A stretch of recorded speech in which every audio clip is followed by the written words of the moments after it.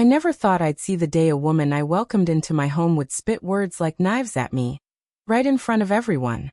But there she was, my own daughter-in-law, standing in my living room, heels clicking on the hardwood, voice sharp as glass.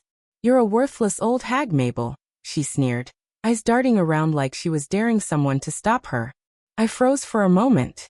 My hands were clutching the edge of the dining table, the wood warm beneath my palms, and my heart. Well, it felt like it stopped beating. For a second, I thought maybe she'd gone too far this time. Maybe the whole town would see me crumble. But y'all, I didn't. Not really. You see, she had no idea what she'd just walked into. She didn't know that I quietly own half this town. The little shop she gossips about, the apartments she complains about, even the diner where she orders her iced coffee every morning. And in that very house, the one she disrespected me in, it was mine. Every brick, every squeaky floorboard, every faded curtain. Mine. I watched her face as she paused, thinking I was shrinking under her words. And I let her. Lord, I let her think she had won. Before I tell you how all of that unfolded, if you've ever been humiliated, dismissed, or made to feel invisible by someone younger, flashier, or just plain cruel, this story is for you. Hit that subscribe button if you want to hear stories like mine, the kind nobody talks about at church or family reunions, the kind where old women quietly hold power they never bragged about. Now let me take you back to where it all started, back when I wasn't a worthless old hag, in anyone's eyes, back when I was just a widow raising her children and minding her own business in this small Arkansas town. Back when I had no clue that life was about to teach a few people a very necessary lesson about respect, pride, and, most of all, karma. Because you see, this wasn't just about a mean daughter-in-law. It was about everything I had quietly built while everyone else was too busy looking down their noses at me. It was about patience, watching, and waiting for the right moment to show that strength doesn't always roar. Sometimes it waits, and then it pounces. I remember the air that day like it was thick with summer humidity. The sun had just started setting behind the old oak outside my front window, and the whole room smelled faintly of the cinnamon rolls I'd baked that morning. My attempt at peace before family chaos struck. And then came her words. Sharp, brutal, unforgettable. "You're a worthless old hag," she said again, louder this time, as if that would somehow make me smaller. But I didn't flinch. I smiled just a little, and maybe that confused her. Lord knows, it confused everyone else in the room. I let her think she'd shaken me. I let her think she had power over me. When in reality, I had been the one quietly running the show all along. And that's when it hit me. The moment I realized this was going to be one of those true stories you don't forget. A story where patience, dignity, and a little grandmother wisdom would pay off in ways she could never imagine. And I knew, even then, the lesson she was about to learn would be unforgettable. So if you've ever felt small, unappreciated, or underestimated, lean in. Because this isn't just my story. It's proof that strength doesn't always need to be loud. Sometimes it waits in silence, behind the kitchen curtains, in the quiet of your own mind, ready to show the world exactly who you are. And oh, you're going to want to see what happened when the truth finally came out. Her face when she realized who I really was. Well, let's just say it's a look I won't ever forget. But before all that, let me take you back, way back, to the beginning, to the life that shaped me, taught me patience, and built the foundation that would one day turn a simple insult into a lesson she, and maybe all of us, would never forget. I was born in a little town in Arkansas, the kind of place where everybody knows everybody else's business before the sun even rises. My mama used to say, "Mabel, the Lord gave you two hands, and He expects you to use both of them." And Lord, I took her seriously. I married my husband, Harold, in the summer of '69. He was quiet, steady, with a crooked smile that made my heart do a little flip every time he looked at me. We didn't have much, just a small brick house with a gravel driveway and a garden Harold swore he'd tend to, though I ended up doing most of it. But we had love, and that was enough. Or at least, we thought it was enough back then. Raising two kids by yourself isn't easy, especially when life keeps tossing curveballs at you. Harold passed away young, God rest his soul. And I found myself a widow at 42. The whole town whispered, "Poor Mabel, what will she do now?" But you know what? I wasn't about to fold. I rolled up my sleeves, wiped my tears, and got to work. I taught school for 35 years, and let me tell you, I loved every minute of it. I loved seeing those little faces light up when they learned something new. I loved when a shy child finally found their voice. And I loved knowing that my patience, my little lessons, my care, would ripple out into the world. But teaching wasn't enough to feel secure in this world, not after losing Harold. So I started investing quietly. Small things at first, a rundown house here, a little storefront there. Folks thought I was just a retired teacher, maybe living on Social Security, and never suspected I was slowly buying pieces of the town, land, buildings, even that little diner where everyone thinks I just eat my lunch and wave at strangers. I never bragged. I never flaunted it. I liked knowing that if someone judged me by appearances, they'd be in for a surprise someday. And that surprise, well, I'll get to that part soon. My kids, Bobby and Peggy, were my pride. God knows I did my best for them. I remember Peggy's first dance recital, the smell of popcorn and varnished floors in that community center. Bobby's baseball games, the sun baking our necks as we cheered from the sidelines, ice-cold lemonade sweating in mason jars. Those were my happiest days. Simple, ordinary, but full of love. Even after Harold passed, I made sure the kids had what they needed. Christmases were always magical. I baked pies and cookies, wrapped gifts in paper that had a few tears and tape marks, and stayed up late sewing little costumes for school plays. I wanted them to know warmth and stability. Even when life got messy. Even when I felt lonely sometimes, I carried on. I had friends too. Dorothea, my next-door neighbor, used to come over for Sunday coffee, and we'd talk for hours on the porch swing. We'd laugh about the town gossip, complain about the heat, and share prayers for those we loved. Those friendships kept me grounded. They reminded me that family isn't just blood, it's the people who show up, day in and day out. Over the years, I built a quiet rhythm. Early mornings planting flowers, afternoons sorting through rent checks and property papers, evenings with a book or the radio humming in the background. The town never realized just how much I owned, or how much influence I quietly held. I liked it that way. No one needed to know that the sweet little widow could make or break someone's day with a decision I made behind my office door. And yet, despite all the hard work, all the patience, I was never immune to heartbreak. Life had its way of testing even the strongest women. You raise your children with love, and sometimes they stumble. You trust the wrong people, and sometimes they hurt you. You lose the people you hold closest, and sometimes you feel like the world has left you behind. But that's when a woman finds her true strength. Not in the easy moments, but in the quiet resilience she carries in her chest. So by the time my daughter-in-law came into my life, I had seen enough of this world to know who I was. I wasn't a fragile little lady to be walked over. I wasn't just an old woman with memories and wrinkles. I was a strong woman with decades of wisdom, a little money tucked away, and patience that could wait a lifetime for the right moment. And little did she know, the day she decided to call me worthless, she was stepping into a story that had been decades in the making. A story where patience, quiet cunning, and a grandmother's wisdom would turn the tables in ways she never imagined. I always believed that family is supposed to be a safe harbor. You trust them, you love them, you bend a little so they don't break. But y'all, sometimes the cracks show up in the quietest ways, and you don't even notice until they're wide enough to swallow you whole. It started with little things. My daughter-in-law, Lisa, had been married to my son Bobby for 5 years by then. At first, she seemed sweet, smiling, polite, complimenting my apple pie. But over time, I began noticing the small digs. The way she'd roll her eyes when I suggested something, or how she'd mutter under her breath about old-fashioned thinking, while I was standing right there. I chalked it up to her youth. You know how we do, don't we? We make excuses for the people we love. Then came the visits. I'd prepare dinner, everything from scratch, my kitchen smelling like roasted chicken and herbs from my little garden. And she'd sit there, scrolling her phone, barely tasting a bite, making comments about calories or how she can't eat like that anymore. I smiled, said nothing. I told myself it was nothing. Maybe she was tired. Maybe she just didn't realize how rude she sounded. But little cracks turn into bigger ones, and before long, the first true signs hit me like cold rain. One Sunday, after church, we were all sitting in the living room when she decided to lecture me in front of everyone.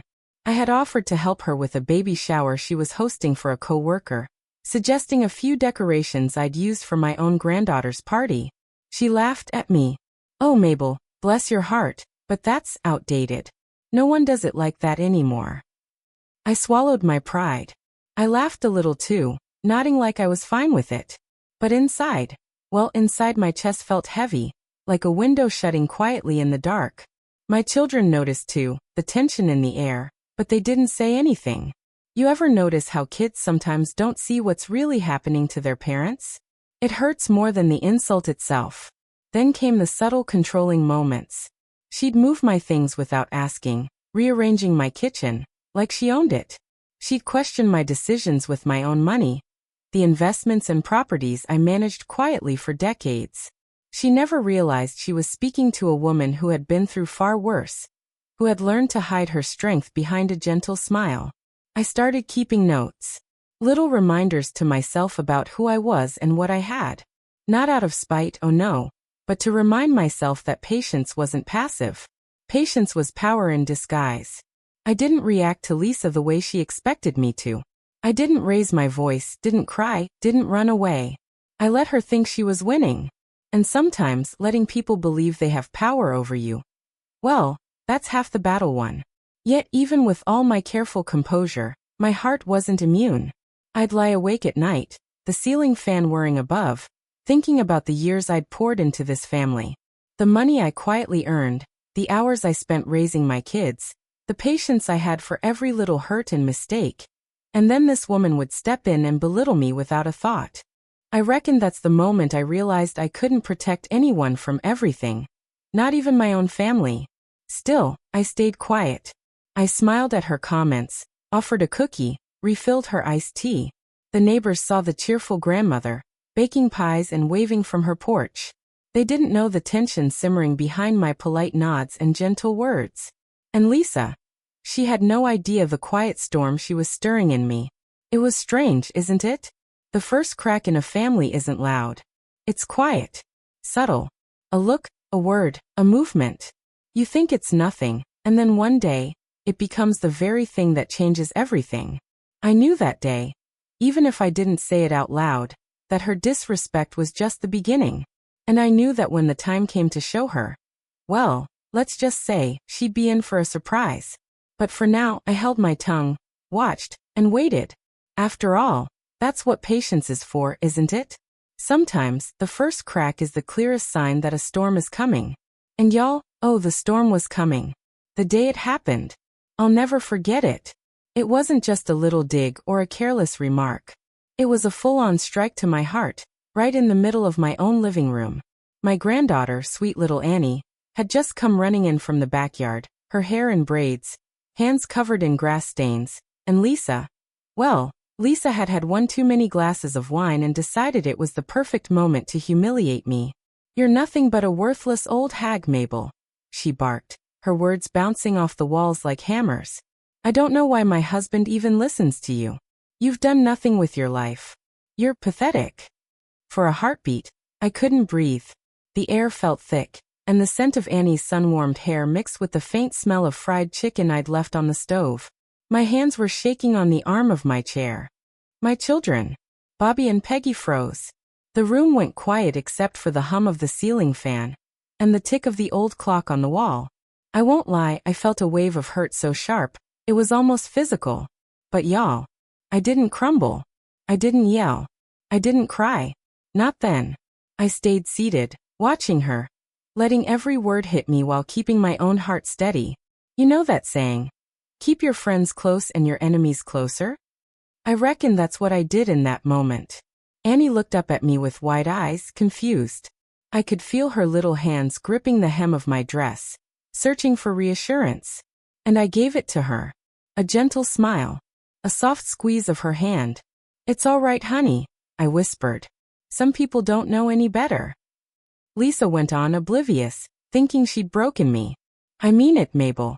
You're just old and useless. I don't know why anyone would put up with you." Now y'all, I'm not proud of what happened next, But I didn't have to prove my wealth or status yet. That would come later. No, at that moment, I let her rage burn itself out. I let her believe she had the upper hand. And when she finally paused, chest heaving, I calmly said, "Well, bless your heart." Just that. 2 little words, but the kind that stick in a person's mind when they don't know what hit them. I walked to the window and looked out at my little town.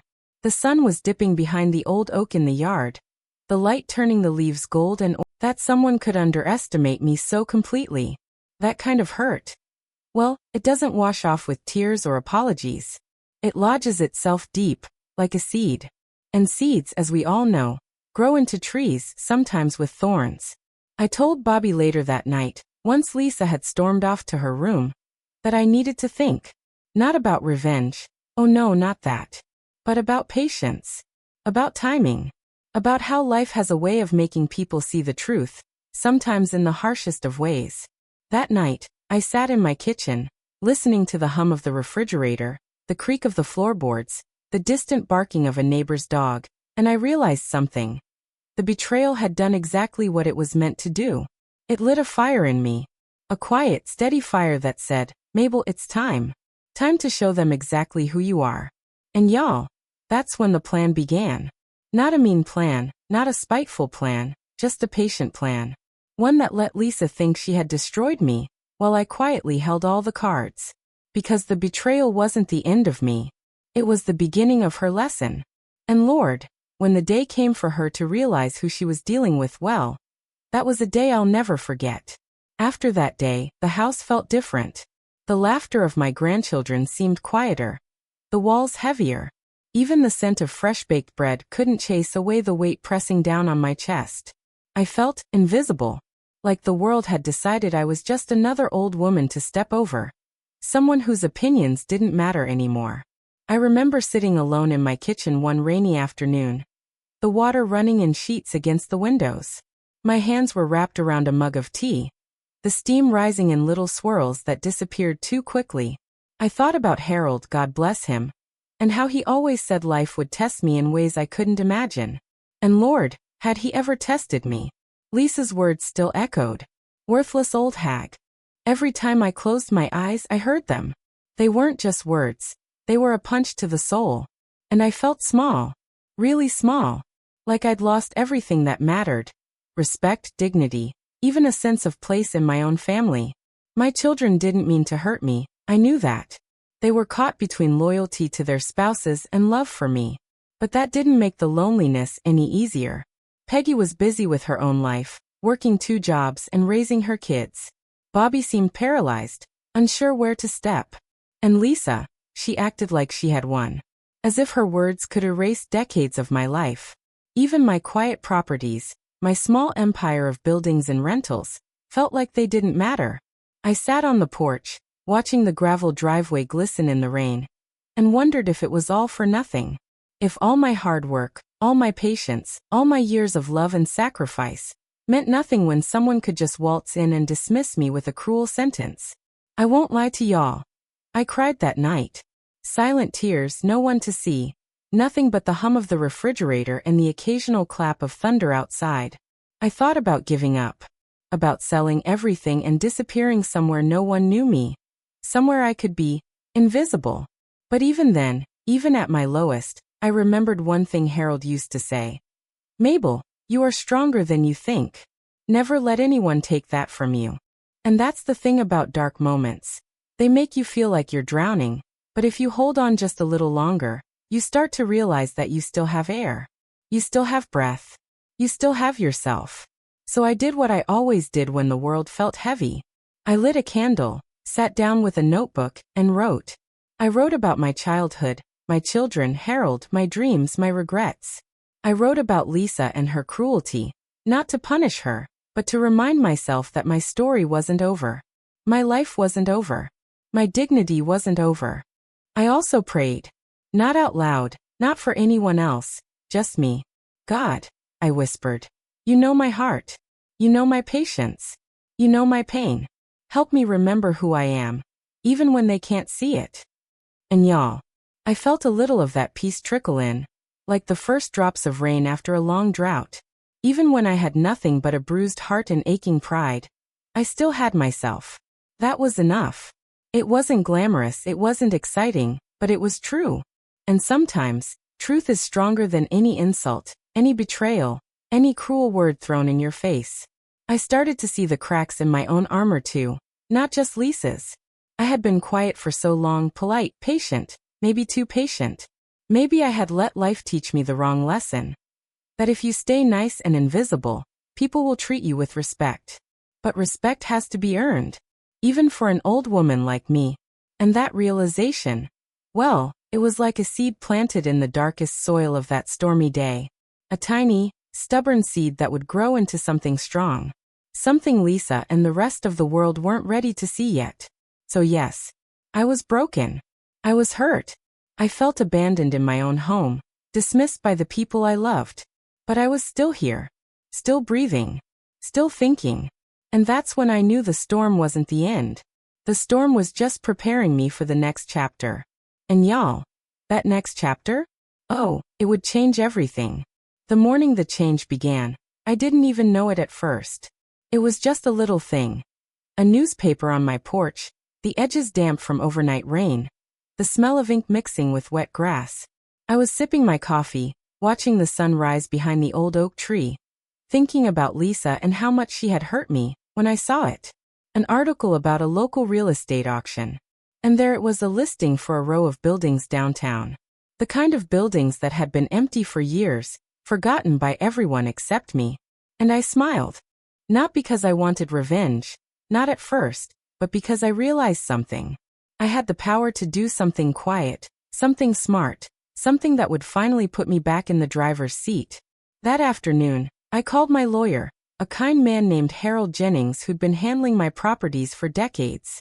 "Harold," I said, my voice steady, "let's make a move." And just like that, the tiny spark of hope that had been flickering in me began to grow. You see, patience isn't about sitting idle. It's about watching, learning, and waiting for the right moment. And that moment, well, it had finally arrived. I spent the next few days quietly preparing. I didn't tell Bobby, Peggy, or anyone in the family. Not yet. I just worked behind the scenes, making calls, signing papers, checking and double-checking every detail. The storm inside me had begun to settle, replaced by a calm clarity, a sense that life wasn't done with me yet, and that maybe, just maybe, it was about to prove something to the people who doubted me. Then there was the little kindness that surprised me most of all. My neighbor, Dorothea, knocked on my door that morning with a basket of homemade bread. She looked at me, her eyes full of concern. "Mabel," she said softly, "you've been so quiet lately. I want you to know I see you. I know who you are." Y'all, that small gesture, that simple acknowledgement, lit something inside me. I realized that even when life has taken people away, even when family disappoints you, there are still those who notice, still those who care, still those who recognize your worth. And sometimes, that recognition is enough to start the healing. I started to smile again, not the forced kind, but the quiet, steady smile that comes from knowing your own strength. I walked through my house, touching the walls, remembering all I had built with my own hands, all I had done for my children, all the patience and wisdom I'd carried through decades of life. And I whispered to myself, "Mabel, this isn't the end. It's just the beginning." That evening, I had a plan that was patient, subtle, and powerful. I would let Lisa continue thinking she had the upper hand. She would continue believing I was fragile and weak. And then, well, I would show her that strength isn't always loud. Sometimes it's quiet.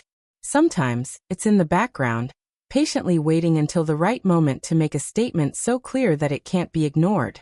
And as I sat on my porch, watching the sky turn pink and gold, I realized the most important lesson of all. Even when you're at your lowest, even when someone has tried to make you feel worthless, life has a way of returning the balance if you're willing to wait. God's timing is mysterious, but it is perfect. And sometimes, a little patience mixed with quiet action can change everything. By the time I went to bed that night, I felt lighter. The storm had passed, or at least moved on to the edges of my mind. I knew the next steps I would take, the quiet moves that would shift everything in my favor. And more importantly, I felt ready.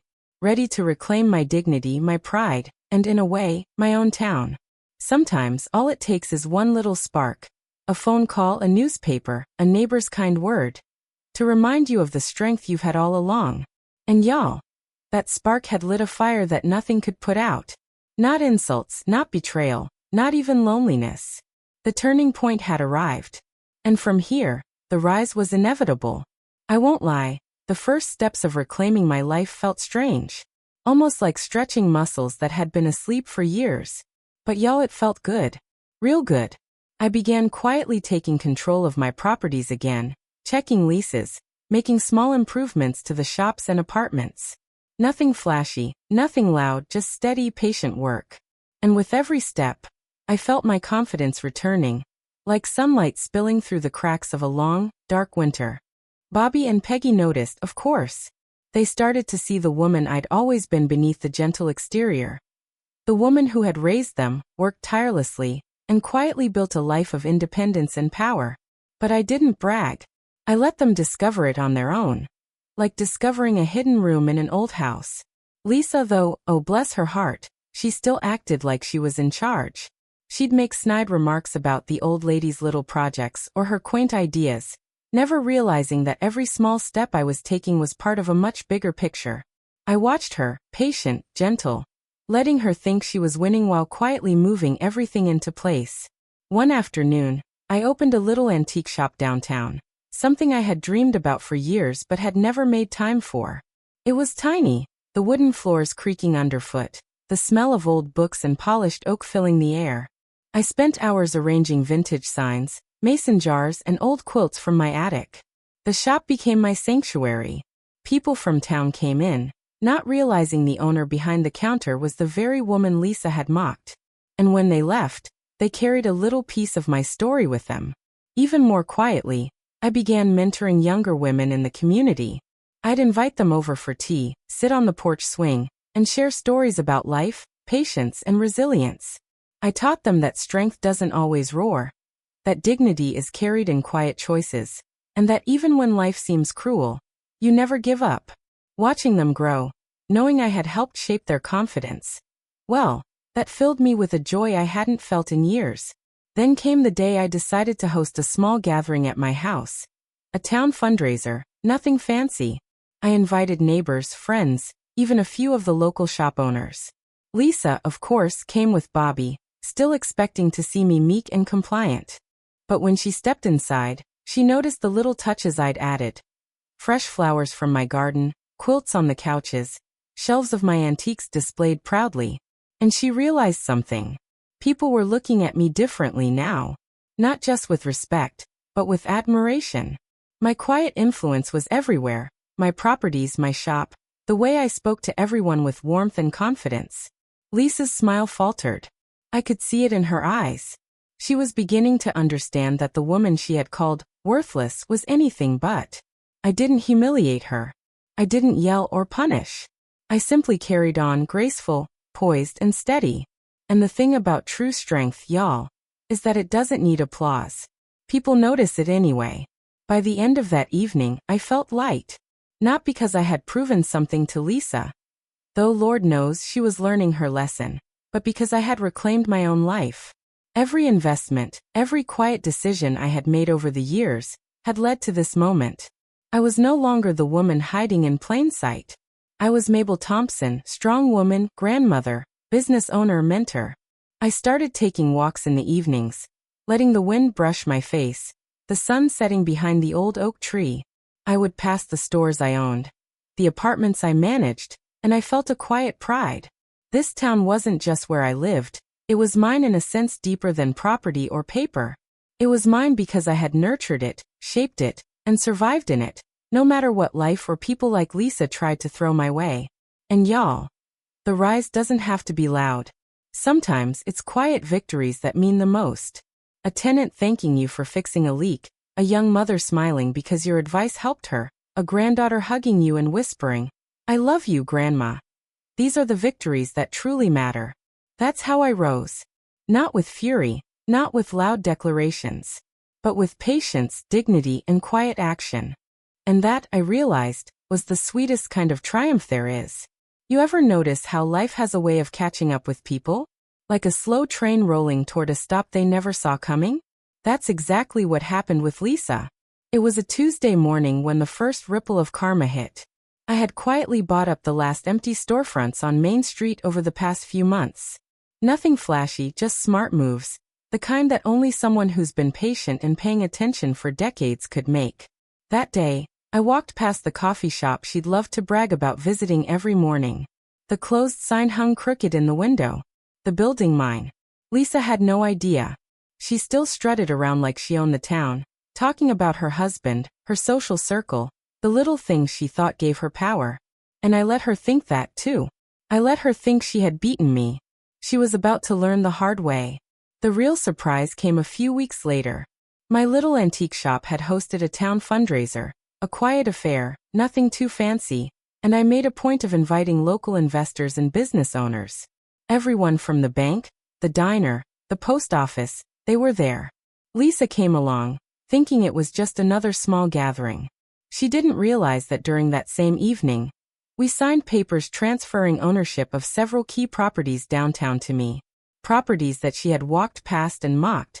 Properties that now gave me control over Main Street itself. The moment she realized, y'all, I'll never forget it.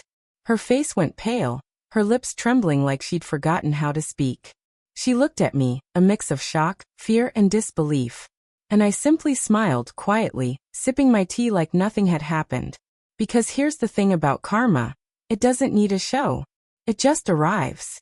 And it wasn't just about money or power. It was about respect. About a woman who had been underestimated, insulted, and dismissed finally being recognized for who she really was. My tenants, my neighbors, even the town mayor. They were all part of it now. And Lisa? She was standing in the middle of a room full of people who knew the real Mabel Thompson. And she couldn't hide behind insults or arrogance anymore. Bobby, bless his heart, tried to calm her down. Lisa, it's okay, he whispered. But it wasn't okay for her. Not anymore. She had treated me like I was nothing. And now she could see the consequences of underestimating someone who had spent decades quietly building strength and wisdom. I didn't gloat. I didn't shout. I didn't make her cry. I just let it happen naturally. The lesson sank in on its own. That's the thing about real karma, y'all. It doesn't need to be forced. Life has a way of teaching lessons to those who forget respect and patience. And sometimes, the lesson is more effective when delivered quietly, with dignity intact. From that day forward, things changed. Lisa started treating me differently. Not out of fear, exactly, but out of realization. She finally understood that calling someone worthless doesn't make you powerful, especially when that person has been quietly holding all the cards. And y'all, I have to admit, seeing her learn that without me having to humiliate her, well, it felt satisfying in the most peaceful way possible. Life went on. I continued mentoring younger women, running my properties, tending my garden, baking my pies. And Lisa, she changed too, slowly but surely. She learned humility, and over time, a little respect crept back in. But I didn't need it from her.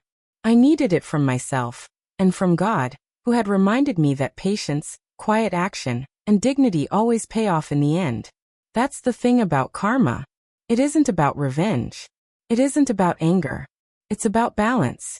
About life teaching lessons in ways we might not expect, in God's timing, when we least anticipate it. And y'all, when it comes around, it's sweeter than anything you could imagine. I sat on my porch that evening, watching the sun set behind the old oak tree, the town buzzing quietly around me. I felt free. Not triumphant, not vengeful, not gloating. Just free. Because the people who underestimated me had learned their lesson. And I had kept my dignity intact. And sometimes, that's the greatest reward of all. After the dust settled, life felt quieter. The kind of quiet that carries peace instead of tension. Lisa still lived in our lives, of course, but now she had a different energy, respectful, careful, almost hesitant. She didn't parade around, mocking me, belittling me, or trying to show who was in charge anymore. And honestly, I didn't want her to. I remember the first time she apologized. Not with a grand speech or dramatic tears, but softly, almost like she was afraid her own words might be too much. "Mabel, she said, voice trembling. I'm sorry. I was cruel, and I didn't understand who you really are. And y'all, I could have yelled. I could have reminded her of every insult, every cruel word, every moment she tried to make me feel small. But I didn't. I smiled, just a little, and nodded. Thank you, Lisa. I said, my voice gentle. It means a lot. I realized then that peace isn't about waiting for people to fix themselves or grovel at your feet. Peace is about choosing to carry your own heart lightly. It's about deciding that anger, resentment, and hurt don't get to take up permanent residence inside of you. I had waited decades for life to teach lessons, and now I could finally let the past settle without holding on to it. Bobby and Peggy noticed the change in me too. Peggy, bless her heart, said one night, "Mom, you seem lighter, happier. It's like you finally don't have to fight anymore." And she was right. I wasn't fighting anymore, not with Lisa, not with anyone. I had earned my quiet victory. And it felt like the warm sun on my face after a long, cold winter. It wasn't about showing off either. I didn't flaunt my properties or my influence. I simply carried on, tending to my garden, mentoring young women, and spending time with my grandchildren. And slowly, the town began to see the real me. Not the worthless old hag Lisa had called me, but the woman I had always been. Patient, wise, and quietly strong. One Sunday after church, Lisa came up to me while I was sitting on the porch swing. She brought my favorite sweet tea, and she just stood there, hesitant. I patted the swing next to me and said, "Come sit, Lisa." She sat, and for a moment there was silence. Then she said, "I know I can't undo the past, but I want to try to be better." And that was enough. It didn't erase the years of disrespect, but it didn't need to. We were both older now, wiser perhaps, and life had taught us both lessons in its own way. I realized that forgiveness isn't about them. It's about freeing yourself. And in forgiving her, I felt a lightness I hadn't felt in years. From then on, we found a rhythm. Lisa learned to respect boundaries, to acknowledge my wisdom, and even to ask for advice when she truly needed it. My children grew closer too. Seeing the grandmother who had endured so much but never lost her dignity or her heart. And I learned something even more important. Peace doesn't require everyone to apologize or change. Peace is a choice. And I chose it. I still own my little empire in town. I still mentor young women and bake my pies. But now, there's a softness to my victories. A calm in knowing that I don't have to prove myself to anyone. The people who doubted me have seen the truth. The ones who hurt me have learned lessons. And I have learned that the greatest strength is quiet, patient, and full of grace. And y'all, let me tell you, watching Lisa finally see the woman I always was, the woman she had underestimated, was a sight worth more than any gold or property I own. It wasn't about revenge. It was about life showing her, and everyone else, that underestimating a strong woman, especially a grandmother, comes with its own consequences. Peace at last feels sweeter than any triumph. And I reckon I've earned it. If there's one thing I want y'all to take from my story, it's this. Never let anyone make you feel small. Not your spouse, not your children, not a daughter-in-law who thinks she knows better. Never give up. Your worth isn't measured by what other people think. It's measured by how you carry yourself. Even when life tries to knock you down. I've been called names, dismissed, disrespected, even humiliated in front of the people I love. And yes, it hurt. Lord, did it ever hurt? But here's the thing. Pain doesn't have to break you. It can teach you, shape you, and even prepare you for moments when life will reveal just how strong you really are. And y'all, patience, dignity, and quiet action. They will carry you farther than anger ever could. I want to talk about karma for a minute. Now, don't get me wrong. I didn't plan revenge. I didn't want to humiliate Lisa or make her feel small. But life has a way of balancing things out, in its own timing. Sometimes it's quiet. Sometimes it's subtle. And sometimes it's beautifully undeniable. When people underestimate you, God has a way of reminding them who you are, without you having to lift a finger. And I can tell you from experience, that reminder feels sweeter than anything else in the world. And here's another truth I've learned. Forgiveness is a gift. Not for the other person, but for you. When I forgave Lisa, when I let go of that anger I'd carried for so long, I felt lighter than I had in years. I didn't need her apology to find peace. I just needed to remember who I was. That's the power of a strong woman, y'all. We don't need anyone else to validate us. We carry our own worth, and we decide our own peace. I also want to tell the younger women listening today, your grandmother, your mother, your mentor, your patience is a tool. Your quiet wisdom is more powerful than you realize. Don't let anyone rush you, underestimate you, or dismiss you. Keep going, keep building, keep being faithful to yourself and your values. Life has a way of rewarding that kind of persistence, often in ways you can't see coming. And to the grandmothers, mothers, and older women watching, I see you. I see your struggles. I see the nights you cried alone, the moments you felt invisible, the times life tested your patience and your heart. I want you to know that your story isn't over. It's never over. There is dignity, strength, and beauty in every wrinkle, every scar, every quiet victory you've earned. And if you stay patient, kind, and true to yourself, life has a way of showing you exactly what you're worth. So if this story touched your heart, share it with someone who needs to hear it. Someone who feels overlooked or underestimated. And come back next week. I've got another story for you. Another tale of patience, quiet strength, and the little surprises life hides for us when we least expect it. I'll leave you with this because it's something I remind myself of every day. They didn't need my approval, they didn't need my permission, and they didn't need my anger. What mattered was remembering who I was. Strong, patient, wise, and unstoppable in my own quiet way. So, to all of you listening right now, if someone has ever called you worthless, or if life has made you feel small, remember this. Your story isn't over yet. You have strength you haven't even tapped into. You have wisdom that only years can give. And one day, in ways you might not even imagine, life will reveal just how unstoppable you truly are.